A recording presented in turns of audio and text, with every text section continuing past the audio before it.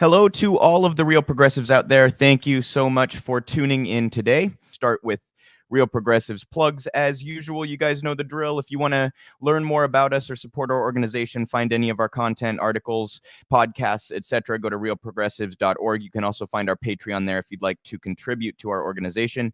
Every little bit helps, you guys. We very much appreciate the help. We're engaged in media, education, activism, organizing, all this kind of stuff. So please go to our website if you want to contribute or learn more about us. At this point, I would like to bring in my first guest today. Occupy activist Jay Ponti joins the show. Jay, thank you so much for taking the time today. Thanks for having me, Luke. So if you just wanted to start by introducing yourself and how you got involved with activism and things like that. How did Occupy come to be a decade ago? Yeah, I've been working as a community organizer since 2001. But Occupy Wall Street was really my foray into leftist organizing. It was one of the most profound awakenings, I believe, in our nation's history. And certainly for me, it really directly impacted me in 2011. I'd been involved in sort of organizing around, peace causes, but I wasn't that deeply entrenched in anti-militarism and the police, looking at the police state. And I went down to Occupy LA, and it was just amazing. It was like this punk rock circus. There were 200 tents for about 2 months, and there was always vibrant discussions. There were teach-ins, trainings, people talking about different ideas. Yeah, it was just like this punk rock circus. There were about 1,000 people. And for me, that was such an incredible moment because, if somebody had come to you and been like, hey, I got this idea, let's get 1,000 people together and let's go lay siege to City Hall for a couple months, you'd think they were absolutely insane. And yet that is exactly what happened. And it happened, maybe not in those numbers, but it happened all over the world. And it really did shake the political establishment to its foundations. We know that the mayors across the country, sheriffs across the country were having conference calls to strategize how they could take us down. And for me, like I got to it was the first time I really directly experienced police repression. I got hit in the ribs, jabbed in the ribs with a police baton.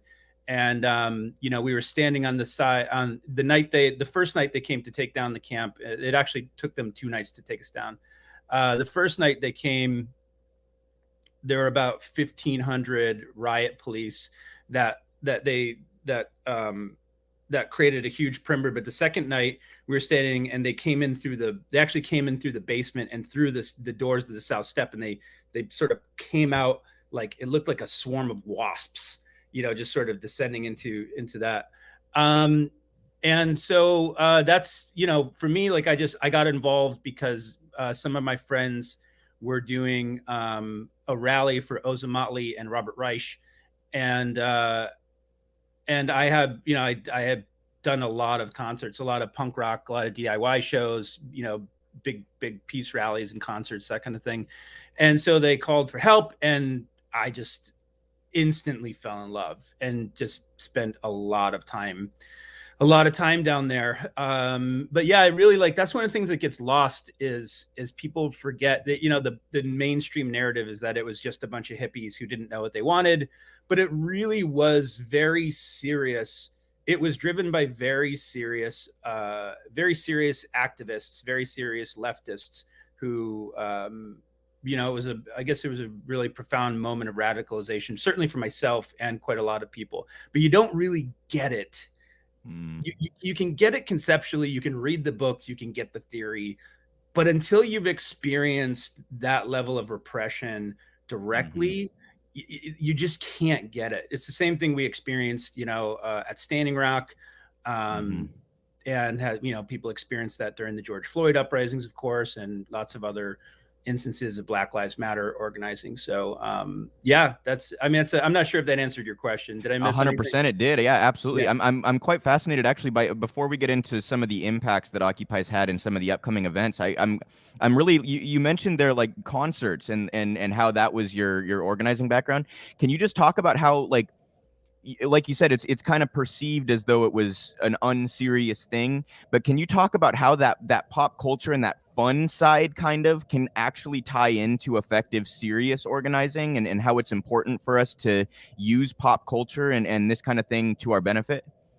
Yeah, to me, this has been always been one of my go-to tactics, especially for, for poor people. We don't have the infinite resources of some of the consultancies, some of those, like the consultant firms that the banks and oil companies hire and the political parties hire have unlimited resources, right, to run astroturf operations, which they do. But for us, there's a reason why the conservatives, for instance, constantly denigrate Hollywood. And that's because Hollywood is incredibly cultural influencers are very powerful. And I think not enough leftists have read Gramsci and in the prison notebooks and understand the concept of cultural hegemony. So cultural hegemony is how the corporate state conditions us to be obedient, and it is in the drinking water. There's a reason why the Department of Defense spends hundreds of millions of dollars funding your favorite action movies. They fund everything from it started with Top Gun, actually. That was the first time, and that was coming in an age when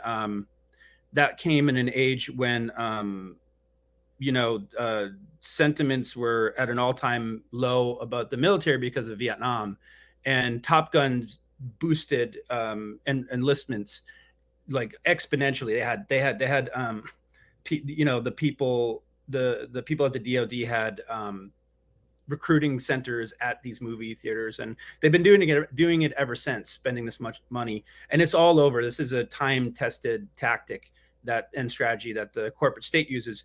So I am of the organizing school and philosophy of people like Abby Hoffman and the Yes Men, who use culture to influence public opinion. Abby Hoffman, I think, was really one of the best at that, doing some of these stunts. So I've always found that not everybody has access to celebrity. I live in Los Angeles, so that has always put me in a unique position. But I helped book surrogates for the Bernie Sanders campaign. And that was one of the biggest tactics. When Killer Mike came on board, I didn't bring Killer Mike into the campaign. I brought a lot of other actors and bands into a lot of the people you saw opening up for Bernie. Like, I organized a team that basically recruited and organized those surrogates. And it's a very effective tactic, because the moment Killer Mike comes on board for the burn, it sends a huge moment. It sends a huge message.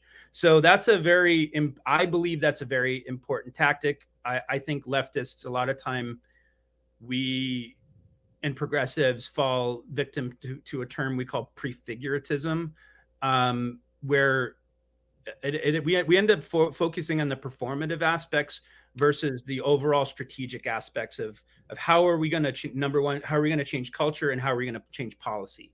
If you're not changing culture and you're not changing policy, really, you're spinning your wheels, in my opinion. So I'm not sure I think that in today's world, and sometimes I think to a fault, like, culture drives our politics right now to a very large degree. Whether you love or hate that, that's kind of just a reality, and you should probably use it to your best benefit. And just to add to what you were saying, you mentioned Vietnam. Like, look at what Muhammad Ali did by protesting the draft. That's a prime example of it right there. And also, you mentioned Hollywood and how they're often paid for by the Pentagon, or at least approved kind of by the Pentagon. Another instance of that, I think, would be during the whole Kaepernick debacle. It came out that they were paying $20-some million a year to the NFL to do these flag ceremonies before games and fly jets over the stadiums and all this kind of. It puts the military in a certain light, right? It's propaganda in an explicit way. Yeah, and then basically they draw a direct correlation that any protest any protest where the flag is present, you're automatically disrespecting the military. Yep. You're automatically disrespecting the troops. So it's absolutely, that's cultural hegemony. And it's not to say that certainly quite a lot of, Hollywood are stakeholders in the ruling class. That's of course the we saw that with the people who stumped for Hillary. There was definitely a clear battle between the two. But a lot of those people also that came out for Bernie showed up at Occupy. Susan Sarandon was down at Occupy. A lot of those people showed up at Occupy, and that also was a big moment. At the end of the day, for me, if an action is not really generating press, and if the optics around that press are not moving the needle, just generating like confrontive conversation, how do I say this? Like on the left, we end up taking a lot of prefigurative and performative actions because I don't think a lot of us believe we can win. Mm-hmm. And so we end up defining ourselves by the fight. And if we define ourselves by the fight, we feel good that we stood outside of a building with a bullhorn. Yeah. And you got to ask, like, what am I doing moving the needle? Also, I think when you define yourself by the fight, you end up fighting everyone, even your allies and your comrades. Yes. And we're seeing this a lot with, now I personally don't believe any politician's coming to save us. No one's coming to save us. Like AOC is not coming to save us. Bernie's not coming to save us. Nobody's coming to save us. That's one of the things that I think a lot of us occupiers understood, is that it was really up to us. And we had to organize our own protests. We had to organize our own actions. We had to build power. A lot of people don't realize that the Bernie Sanders campaign itself was a direct manifestation of Occupy Wall Street activists who saw the dangers of a Clinton administration. Everyone knew that she was the presumptive nominee. It was like a fait accompli, and so they very seriously. Some of them initially tried to recruit Elizabeth Warren, and they started an initiative called Ready for Warren, and she basically told them to fuck off, literally, literally told them to fuck off. And then they decided, they always had the plan that they would pivot to Bernie, and they did, and they actually activated what was called 99 events for the 99%. They sent it out to the whole Occupy mailing list, and a lot of those events became those affinity groups for Bernie, like Black Men for Bernie, I think, came out of that. Stan Williams, I think, organized that, and then there was a bunch of all of those groups that you saw on social media, on Facebook, came out of that. A lot of them came out of that original organizing. And based on what I know from talking to very close sources, Bernie would not have run if he hadn't seen there was a substantial grassroots movement behind him. And I think it's also lost that was the real power. I think that's one of the reasons why we lost in 2020, is because there was a huge shift from 2016 to 2020, where 2016 was very much really driven by the grassroots. And I think in 2020, what happened is we noticed a big shift where I think there was an assumption like, oh, the campaigns got it. And I think that was a big, I think that was a very bad assumption on a lot of our parts for a long time. And some people saw it early on, but by then it was too late. We relied on the campaign. What was magical about 2016 is that it really was the first time where social media and the grassroots really were the real political power behind that. And I think we just assumed that the and there was in 2020, there were quite a lot more establishment consultants that came into the foray. And so we lost that. So again, for me, that there's an important lesson there to unpack. So I'm not sure. 100%. I think that's a critical point to make. I mean, it's in 2016, Bernie had even gone so far as to say that in one interview, he said he was hoping Elizabeth Warren was going to run. And when she didn't, he dove in. So it's like Bernie clearly reacted to the moment in what I think most activists would want to see from a progressive politician like that. And then unfortunately in 2020, it did seem to drift away from that grassroots feel. I think Bernie, a lot of his success was born out of that activism in the independent media, because the mainstream press wasn't going to give him anything. So he needed that grassroots, you know what I mean, base for him to have any success at all. So I'm curious to ask, you kind of just touched on some of this stuff. I think in an almost incalculable way, Occupy has affected our politics just on what you just said alone, that the movement itself was so fueled by this. But I'm curious, looking back over 10 years, what do you think was successful about Occupy, and what do you think could have maybe been done a little bit better? That's a great question. I think what was successful is, number one, it got people out of the house. We in the age of like end stage capitalism, we have experienced such intense atomization, which means that like you used to have community structures, neighborhoods. You had, Elks clubs, unions. These are structures that brought people together, brought communities together. But late stage capitalism has, especially in the last 30, 40 years, really divided us so that we think we're separate, different, alone. You feel alone. And what Occupy did is it got people out of the house and together. And we learned that, it got people out from behind the keyboard. So many people, fancy themselves progressives or leftists. They never get out behind the keyboard. They just think that, like some of us call it slacktivism, but there is no real, and again, it's great that you are sharing memes and all that. But one of the things it did is it got people out of the house, got people having teach-ins and having debates in person. You cannot really have a meaningful exchange of ideas online. It's not set up for that. It's just, online is not a place where you can really have a meaningful exchange of ideas. So number one, it got people out of the house. It got people exchanging ideas. Beyond that, I think that it was a huge moment for many of us who were new to organizing, in leftist organizing against the corporate state and the police state, where we realized that you have to also build political power. So that a lot of the theory of change behind Occupy, was around this idea of a leaderless movement, and we didn't need to work with elected officials. But what a lot of us discovered is how easily the corporate state can dismantle you. A lot of us said, we're not leaving. And like, no, you are leaving because they are organized. The banks, the stakeholders, the elected officials, the sheriffs, they are working together in a highly strategic manner to end your movement. And we need to work we need to be just as sophisticated. They have almost unlimited supplies of people who graduated from top universities who sit in war rooms thinking about how they're going to fuck your shit up. Like that's real.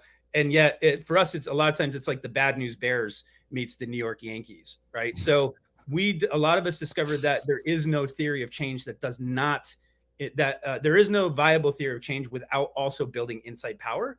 And this is what unions have always done. It's collective bargaining. You have the power of grassroots direct action combined with an inside outside theory. What you have to have a meaningful dialogue with stakeholders and being able to leverage the power of that grassroots action to put pressure on those stakeholders. It's how Slick and Martin Luther King and the other civil rights leaders won the Voting Act against, LBJ was a straight up racist out and out. Yeah. Out and out. Like he was a Dixiecrat. Straight up Southern racist, but they were able to create enough political pressure, both culturally and with direct action. And a lot of us learned that same lesson, which is why the Occupy activists started focusing on some of those, started occupying the structures of power. And that does not mean standing for or supporting these political parties. It does not mean that. But I believe there's also a strand of the very unproductive left that will abandon that. And it just, if you're not changing the policies and changing the laws and the budgets and how our society is structured, nothing is really significantly changing. That I doesn't 100% agree. That local efforts like mutual aid are important. They are important. But that was one of the things that we did in terms of a theory of change. That's one of the things that many of us came away with. Absolutely. Yeah. I mean, and it's a nuanced thing. Can you touch a little bit on like, so how would you walk the line of effectively kind of grabbing power and having an organic power structure form without like crossing the principle of a democratized movement? Those two things can kind of, for a lot of people, rub up against each other. And then secondarily, how do you walk the line of, I think to your point, there are people who are anti-establishment just for the point of being anti-establishment, and the goal should be to grab establishment, to become the powers that be. But if you're just going to oppose the powers that be constantly, then when you take power, you're at risk of like some of your movement falling off. So how do you walk these nuanced lines in your view to maintain as strong a movement as possible?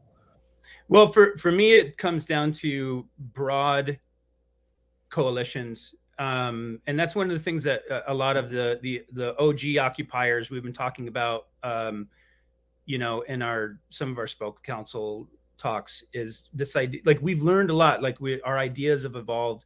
Like, we learned that Occupy, for instance, really did not center people of color enough in 2011. It really was very like white. Now, there were definitely a lot of people of color who were on the front lines and organizing, doing great work, but in general, like, we did not center those issues enough. And you cannot extricate systemic racism from industrial capitalism. You just can't. So I think that's one of the things that we've really learned since then, is to embrace intersectionality. That's been a big one. But for me, the theory of change is that the power centers and coalition building. You can do the most effective change on a local level, right? So we in LA, a group called Divest LA that I organize with. I didn't lead those actions, but I definitely worked with and helped organize some direct actions with them. We pushed Wells Fargo Los Angeles City Hall to divest $8 billion from Wells Fargo and changed the actual way that our city does business, unbundled 800 accounts, and changed the request for proposal process so that number one, previously only the top 5 big banks could handle that much business. But by unbundling, by getting the city council to unbundle those 800 accounts, that means that a number of smaller mid-level banks that were not invested in pipelines or corporate prisons or immigrant detention centers, weapons manufacturers, and all of a sudden those smaller banks would be prioritized. Actually, there's a ranking system. There's like a point system. So if you're invested in pipelines, you go to the bottom automatically, right? So, and this involved a lot of deep work, but keep in mind, this was a group of millennials who had no resources whatsoever, but they really thought it out very clearly. Like they really thought it out really clearly. So for me, how do you not get absorbed by the political establishment? Keep in mind, the system is absolutely corrupt. So this is one of the reasons why having your coalitions have a continuing dialogue with your stakeholders is absolutely crucial. And we saw it for a minute with AOC working with Sunrise. Remember, in the beginning, Sunrise occupied Pelosi's offices. So that was like a snapshot. And I think there wasn't much follow through afterwards. So if you're not maintaining meaningful relationships with those coalitions, then it becomes easier for then your political stakeholders have to just work within that corrupt system.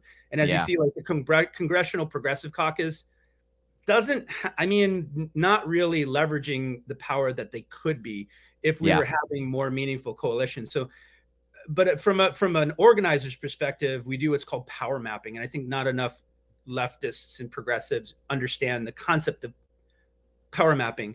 Can you give a brief explanation of that? Yeah, sure. So you make a grid with 4 quadrants, and you have two axes.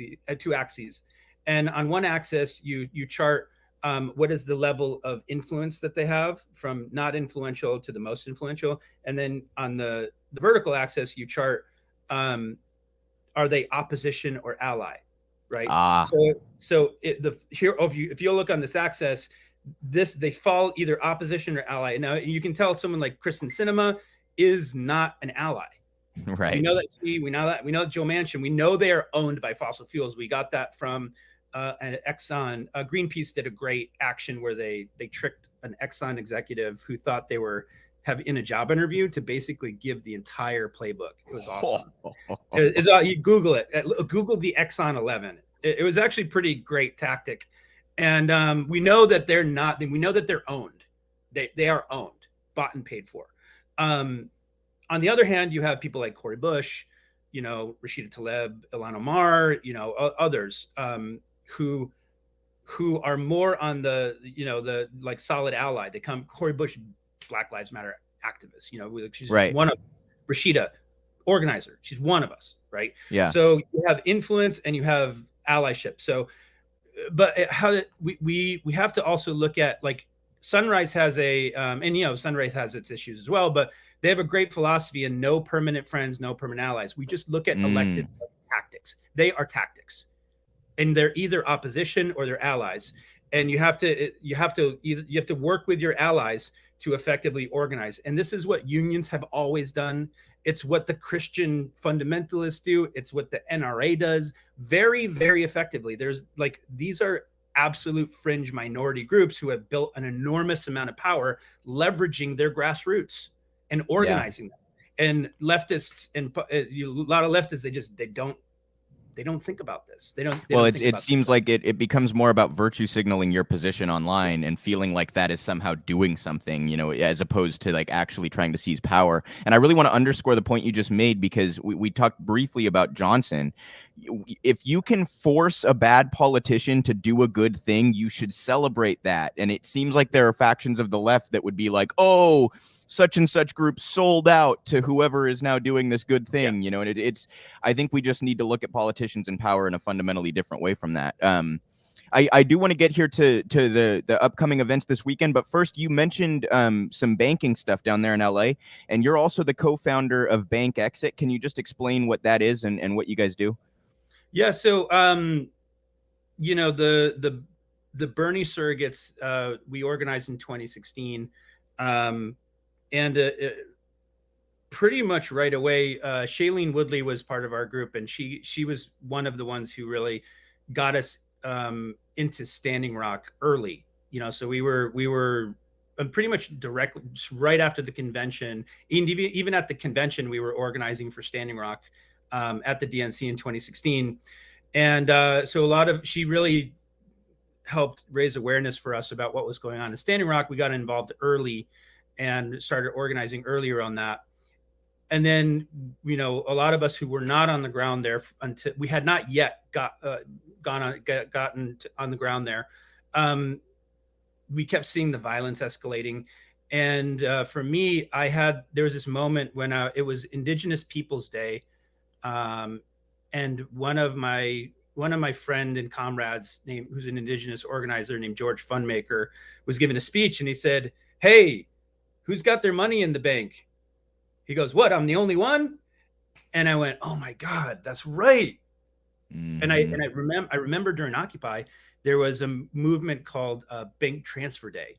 And so they were just protesting. I think Bank of America was trying to jack their ATM fees up to $5.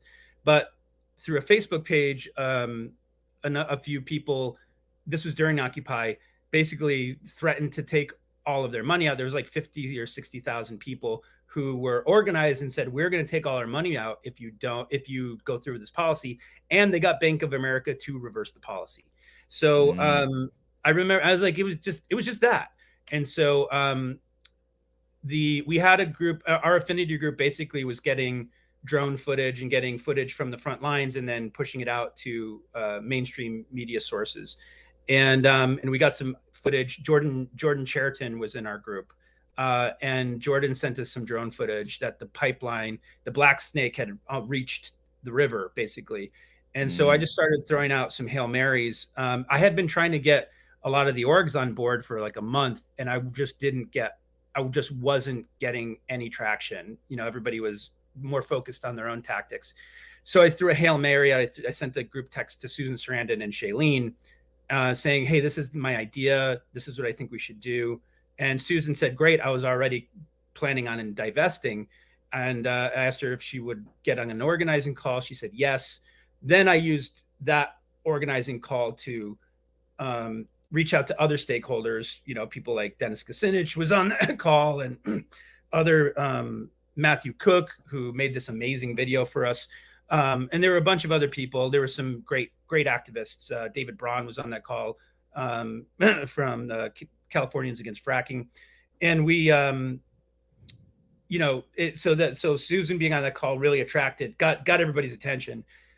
My plan was that we were going to go to Standing Rock. We were going to film the indigenous leadership making the request, come back and ask people. But Susan, by the time we had the call, Susan had already booked going on CNN, TYT, and BBC. And that was actually the famous interview where she said she doesn't vote for her vagina. She doesn't vote with her vagina, right? They were trying to get her on. I remember that. Yeah. Right. So that was that interview. And, we generated something like, I literally created the petition while I was like, oh shit. Like, okay. She's going on. So basically I told her that, and she's like, oh yeah, that's a great plan. Only I'm going on CNN in a couple hours. And so I literally created the petition on my cell phone while we were on the conference call. Oh, that's so funny. Right. And so I literally put up, and we got 100,000 people in like 4 days to commit. To commit to taking their money out of the banks.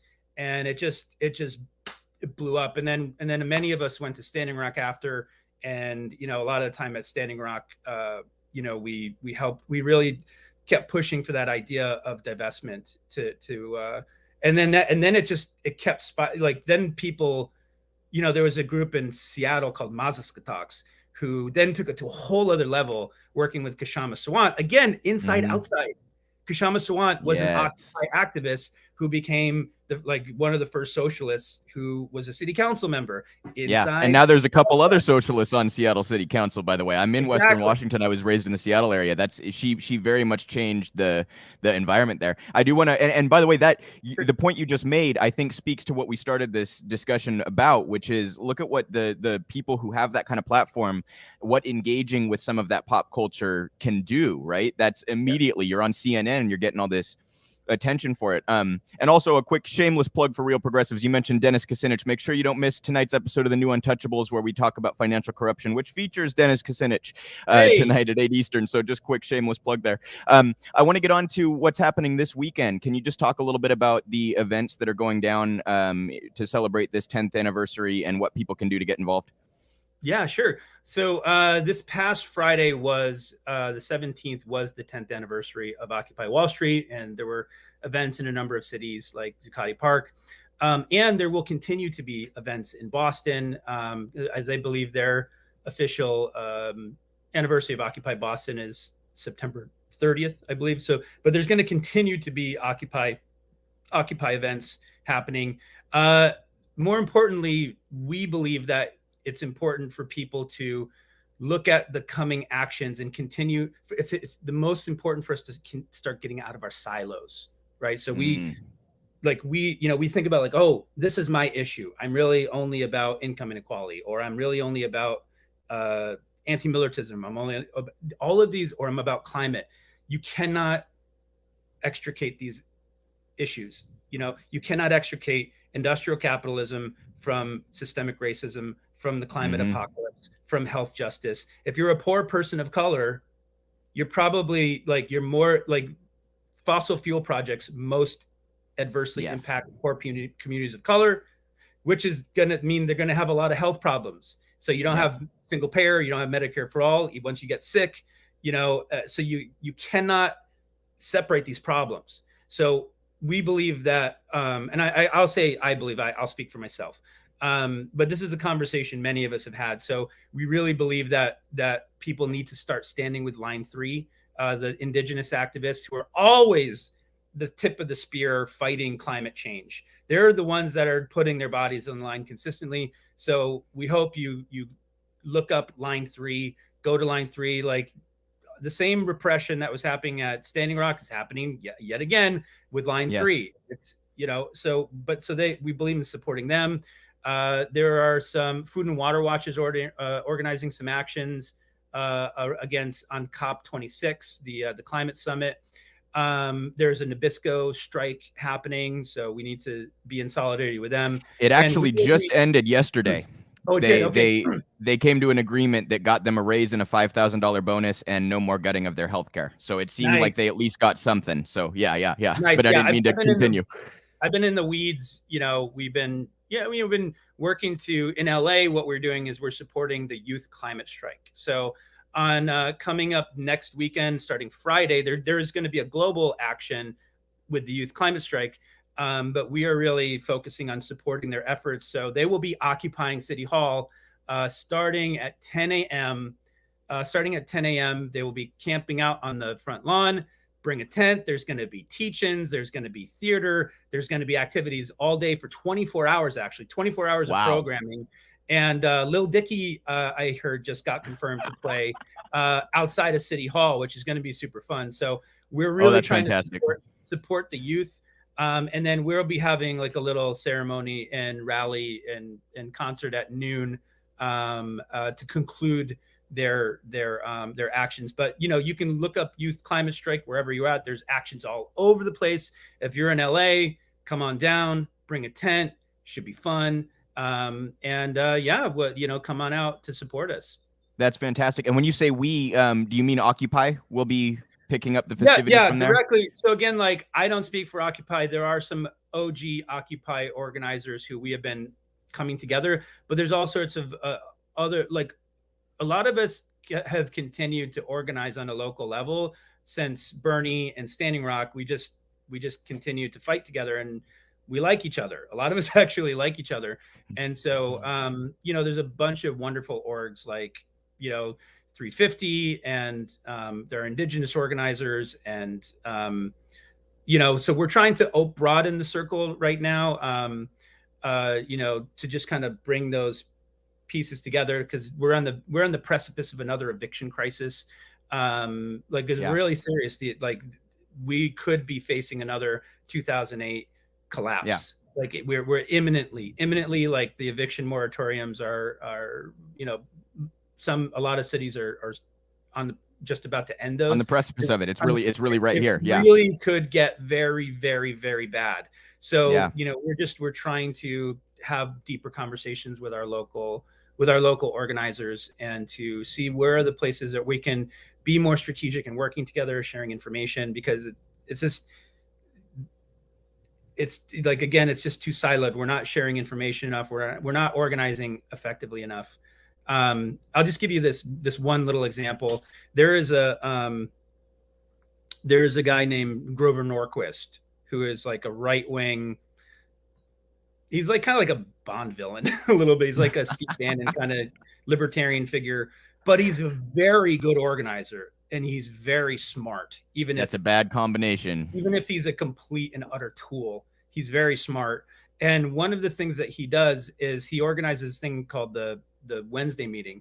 I know this, I'm not sure if it's still going, but I know it used to come on, where he would bring together, imagine the worst Venn diagram possible of Christian fundamentalists, NRA people, ALEC, corporate lobbyists, libertarian think tank people, and they get into a room, and these people don't like each other. They're all a bunch of nutbags, and they do not like each other. And yet they understand the importance of building power and solidarity. And so basically everyone will get a chance to say what they're up to. Everyone will say, this is what I'm working on. And he'll say, okay, if you want to work on that project, there they are. Right. And elected officials show up to that. So they actually have a really solid theory of change, which is how they were able to take over the government with a minority of the population, a really small segment of the population taking power.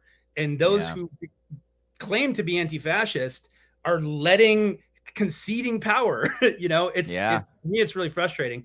But that is actually a good snapshot of how to organize effectively and build power, build coalitions, even with people you don't like. Here, it's sort of and to me, it's our culture on the left is just, it's suffused with rank consumerism.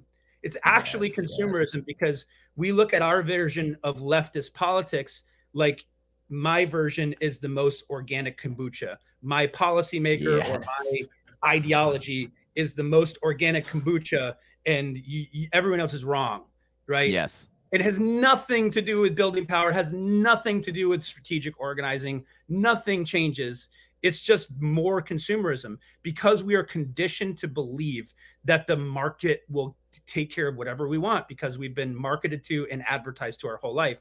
So we think it's AOC's job. We think it's Bernie's job. We think it's the squad. And when they don't do exactly what we want, the way we want, then we get very angry. Yeah. And you know, I think it also teaches us to view things in too much of an individual way. Like, we, instead of looking at a power system as a whole, we take an individual actor within the system and either cast them into the good or the bad bucket. And then we work backwards from those conclusions as we evaluate everything going forward. And it really just amounts to more of this character assassination or character compliments instead of actual power and politics. That's right. And I wanted to just ask solidarity. No, nothing at all. It's quite the opposite. It's actually driving wedges between people who might agree on 95% of issues, which is just insane. But yeah, and a lot of YouTube, I appreciate you having this conversation, because a lot of the YouTubers are driving this. Oh, man. And keep in mind, this is their business model. Yes. Right. Yes. And I don't believe that it is overt. I don't believe it's conscious, but I do believe unconsciously they are incentivized, because guess what? My AOC call out videos get the most clicks. Yes. And even if that's very subconscious, even if it's like, you know, if for people who this is what they want to do, and you see the result, you're going to end up gravitating towards it, whether you want to or not. And that's, I think, an unfortunate incentive that's built in, is it makes the left so easy to divide over these stupid personality bullshit issues. I wanted to get your just general thoughts right now. I tend to be quite pessimistic as I evaluate things in politics, and I think it's hard not to be that way on the left sometimes. But can you give me some optimism? What do you see right now in the activism and organizing worlds and in the political world that gives you cause for hope? Well, I would say this is one of the benefits of getting out from behind the keyboard. This is one of the reasons why we got it. You got to get out into the world. And I know it's difficult during the pandemic, but you can still organize virtually. I think that's also, when I say get out from behind the keyboard, get off of fucking social media and do something. When you work together within affinity groups, it is incredibly powerful. There has been a burgeoning network since Occupy, through Bernie, through Standing Rock, through Black Lives Matter, of organizers all over the country who now know each other. This has never, ever happened before in the history of American politics. It's not in the way that it is. There is a vast network. We see what we're doing. We're working together. You know, the internet has given us the ability to mobilize quickly. And by the way, I am so impressed with these youth. It's like working with the youth climate strike organizers. These kids are fucking amazing. And if we can just stand with them and behind them, and not swoop in, not try to come in a top-down paternalistic way, but really to lift them up and empower them, show up for them, support them in a way that they feel is supported.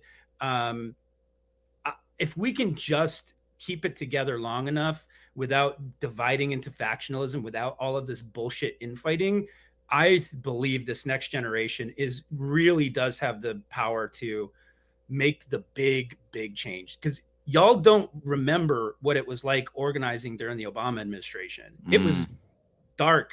Y'all don't know what it was like unless you're an OG. You don't know what it was like before Bernie. We lived in a very, very different, a post 9/11 world was a dark place to be a leftist organizer. DSA had 5,000 members. Now it's like 100,000 members. It was a dark time, and it was. We were talking about the wars that Obama was waging, the drone wars, the NDAA, the failed state in Libya, the efforts to. Luckily, I think our pressure stopped a lot of those efforts to create a hot war in Syria. But y'all don't remember. It was dark. It was very hard to get anybody to pay attention. And of course, when a bunch of Occupy activists tried to get Bernie to run, of course, the left was like, this is a terrible idea. Yeah. Right. And it was this so you need a different mental model. we need a different, and it's you got to look at the marathon mindset. You got to play the long game and not, I can understand how if you were activated in 2016 or 2020, how it could be demoralizing, how you can make up, there's no point to doing it. The Democratic Party, for instance, is where movements go to die. I get it. But that doesn't mean you support the Democratic Party. But if you do not take power away from them, if you do not take away their power, if you do not take that structure of power, it is a duopoly. That means that's how it runs. Like, if you admit there's a duopoly, there's no theory of change if you don't take that structure of power. And if you don't understand cultural hegemony, you're not going to get that general strike you want. Yeah. Everyone says, we'll just do a general strike. I'm like, all right, we'll go fucking do it. See how you do. Yeah. See how you do. I will apply, To take an attitude that essentially willfully leaves yourself out of the discussion is kind of just a really pathetic position from the start. I think we need to just be more realistic about power, and whether we love or hate institutions, we need to take power from them, and we need to stop criticizing lefties who are trying to. I think is really key. I'm trying to find, where's that book? There is a book here called this. By the way, this is a well curated. It's not an accident these books are here. Like my interview shelf, but there is a book here. This is the one. This book should be, every single leftist should own this book. Every single one. This, like, I wish this could be passed out to activists, like, they pass out free samples at Costco. This book talks a lot about prefiguratism and moving away from performative activism, which includes your online call outs. Y'all think you're doing something by calling out AOC's dress. You're not doing anything except generating more clicks. And that doesn't mean we should give anyone a pass. No, of course not. When AOC gives a shit take, absolutely, she deserves or refuses to use power in a way that's substantive. Of course, we should critique it. But no, it's a fucking dress. I mean, for God's sake, why was half my Twitter feed full of a fucking dress? It's insane. Because people aren't doing anything. They're not there. Because people feel powerless. They feel angry. And the only avenue that they see right now is to complain online. And that is understandable. It is understandable. It is understandable to be demoralized and to be angry and to say, like, hey, I thought AOC was going to do all of this great stuff. That is, it makes sense that you would feel that way. And that perspective is colored by the fact that you're probably not working with other humans in a meaningful way to actually organize around an issue or a policy or something like that. If you are like this book really talks about the word prefiguratism. Learn the word prefiguratism, learn what it means. It skips over the strategic element of politics. You need to have a vision, have an outcome, have a goal. You can't just end systemic racism. You can't just end capitalism. It doesn't just end itself. It means it requires a big vision. Stop breaking your campaign into vision, mission, goals, strategies, tactics, and a theory of change. Think it through, right? Yeah. And you can do it there's so much you can do on a local level. There really is. It's amazing how much you can do on a local level by organizing effectively. And by the way, that local level can then come back to pay off in big elections, right? If you organize locally, then by the time we actually get to the point where we may seize some power and a Bernie-like candidate comes along, you have the local infrastructure to help him in your area, right? Or a Senate candidate in your state, whatever it might be. Like, the big goals that we have to actually seize the most powerful institutions can be significantly benefited from that local community building, and grabbing power right now while we can at a local level. Yeah, and also look at campaigns as tactics themselves to shit. Like, for instance, I helped run the Shahid Buttar campaign against Nancy Pelosi. There really wasn't we didn't really have a shot in hell of winning, right? But that was a campaign we were able to push for me, I got into that campaign because I wanted to push the Overton window on nationalizing fossil fuels, which we did. And we pushed a lot of other really important issues.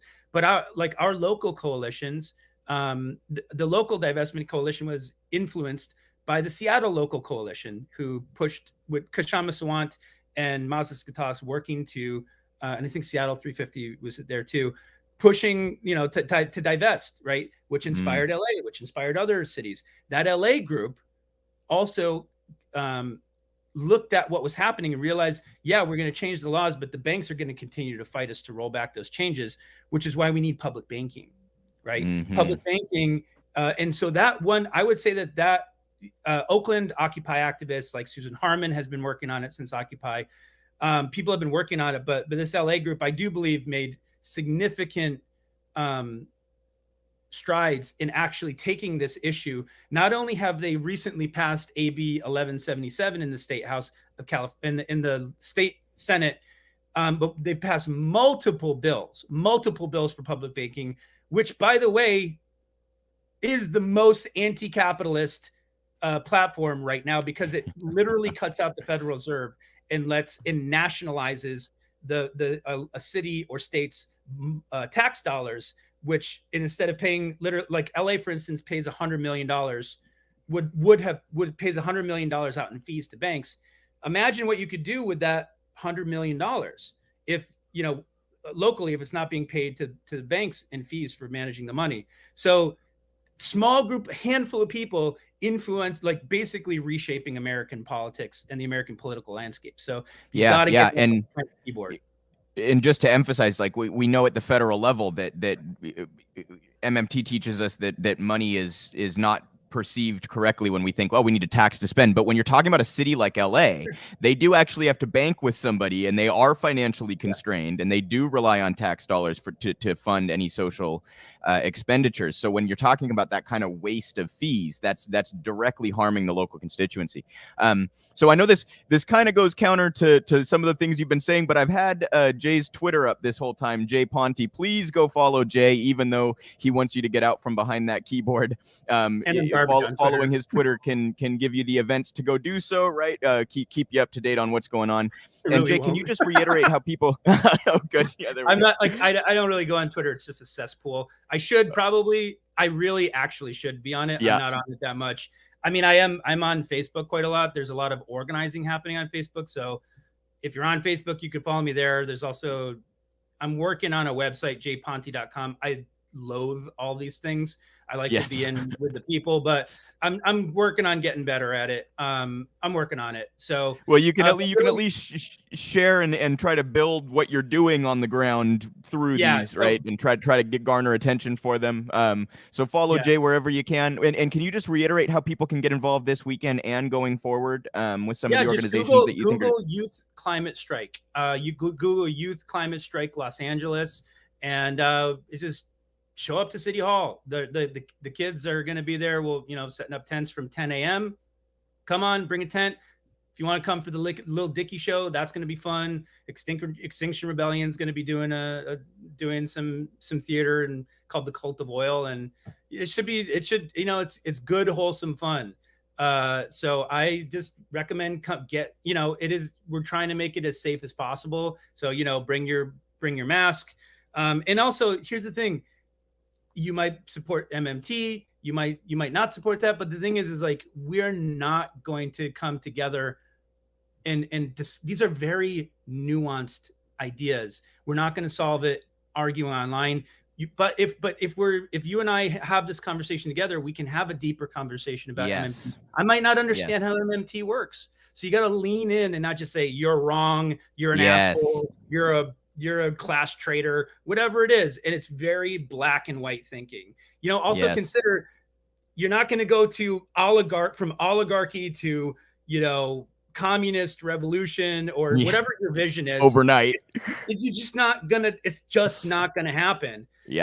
Learn your history, look at what they did, the 99 World Trade Organization, WTO organizers, how they organized those actions. They spent 9 months working with the unions and to effectively organize that Battle of Seattle. Learn your history, learn your movement history.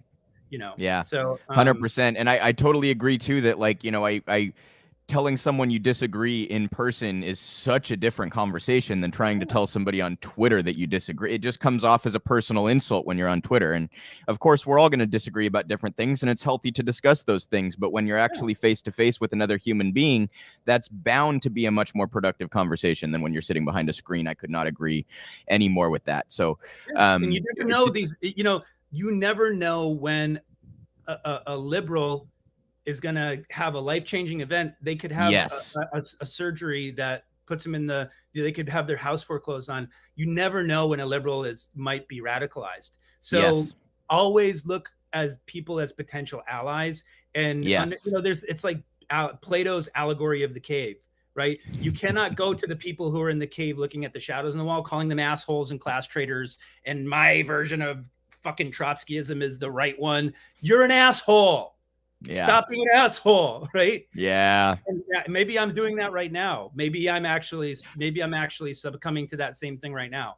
No, it's a couple layers deeper. At least you're saying please engage in a way that's productive. I could not possibly agree more. 100%. Lean in, give people the benefit of the doubt. Realize that everybody has read if you're not organizing, like Fred Hampton used to say, like, theory is cool, but if you're not organizing, like, it ain't shit. It's not praxis. You know, like your theory doesn't really mean much until you get into the field and put it to the test. So 100% the case. Yes. And I just want to emphasize the treat everybody like a potential ally. I voted for Barack Obama. I now obviously regret that. But at one point in time, I would have had a very different view of things until I was exposed to, right? Don't look at somebody as though they're permanently entrenched in their current positions. Look at them as potential allies. I think that's a great point there, Jay. Thank you so much for taking the time today. It was really great to talk with you. I hope we can do this again sometime soon. Yeah, sure. Would love to. And I appreciate you holding space for the show. And I appreciate, Real Progressives dedication, because, like, y'all get into it. Like, Real Progressives are in the mix on our organizing calls, not just not doing a YouTube show. Like, the Real Progressives are. I got asked to do this because one of your comrades was in one of our organizing groups for Occupy the Youth Climate Strike, right? So, absolutely. Yep. And shout out there to our co-editor-in-chief, Virginia Kotz. Shout out to Virginia. We do all sorts of activism, organizing, media, education. We try to get involved in every way that we possibly can. I appreciate that. Shout out there, Jay. We'll look forward to talking again soon. Thanks again. All right. Nice to meet you. Bye. Bye.